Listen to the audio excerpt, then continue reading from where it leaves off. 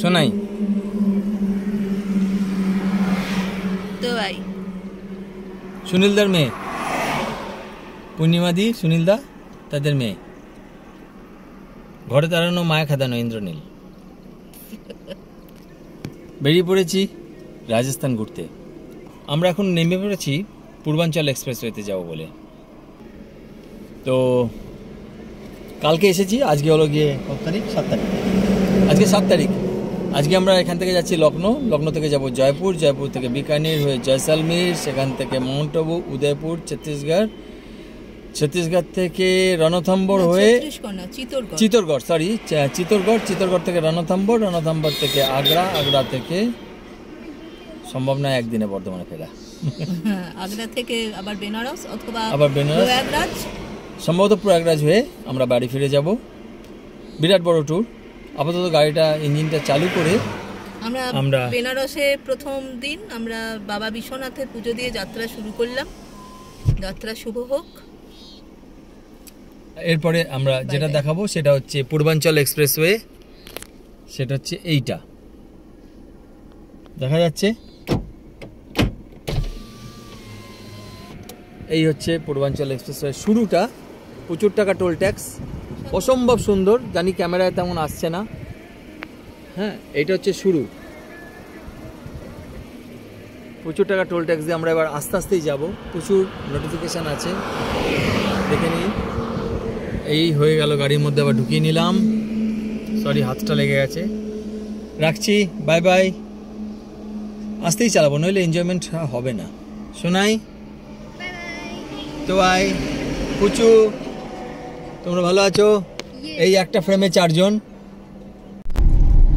Continue for 128 kilometers.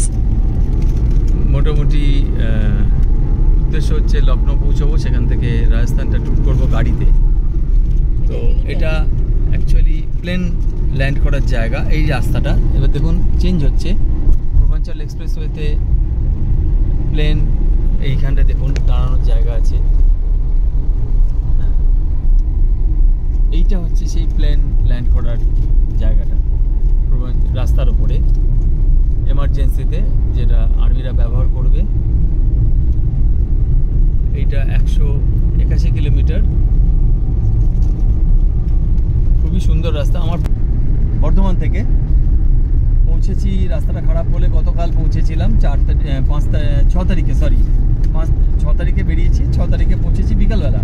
তো সেখানে stay করে আজকে বেরিয়েছি লখনৌর পথে। যাই হোক,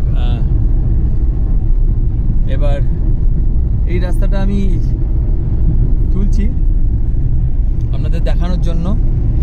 আপনারা যদি আসেন, স্পিড ক্যামেরা আছে প্রচুর, সে তো সবাই জানে।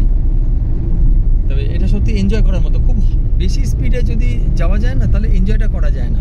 সেই জন্য আমি স্পিডটা একটু কন্ট্রোলের মধ্যে রেখেছি, 90-100-র মধ্যেই রেখেছি। হ্যাঁ, তো ভালো লাগছে। একদম দুপুর, প্রচণ্ড গরম। এই অক্টোবর মাসে কি সাংঘাতিক গরম, তার মধ্যে বেরিয়ে পড়েছি। দেখা যাক। ওকে, থ্যাংক ইউ। এটা পূর্বাঞ্চল এক্সপ্রেসওয়ের মাঝখানে বেনারস থেকে আসার পথে এটা একটা ধাবা, খাওয়ার জায়গা। খুব একটা বেশি দাম নয়, ডাল চাওয়াল 80 টাকা, টিকিয়া, ম্যাগি এগুলো সব পাওয়া যাচ্ছে। এনারা খাচ্ছে। এটা আমার মিসেস, 2 মেয়ে। হ্যাঁ, এখানে আমার গাড়ি রাখা আছে। এটা হচ্ছে সার্ভিস রোড, যেখান দিয়ে এই দিকটা হচ্ছে, এইখান থেকে আপনার বেনারসের দিক থেকে আসছে। উল্টো দিকটা তো নিশ্চয়ই ধাবা আছে, 100% থাকবে। এটা চলে যাচ্ছে লখনৌর দিকে। এটা হচ্ছে সেই ধাবার নাম, টয়লেট থেকে শুরু করে সব কিছুই আছে ধাবার ভেতরটা।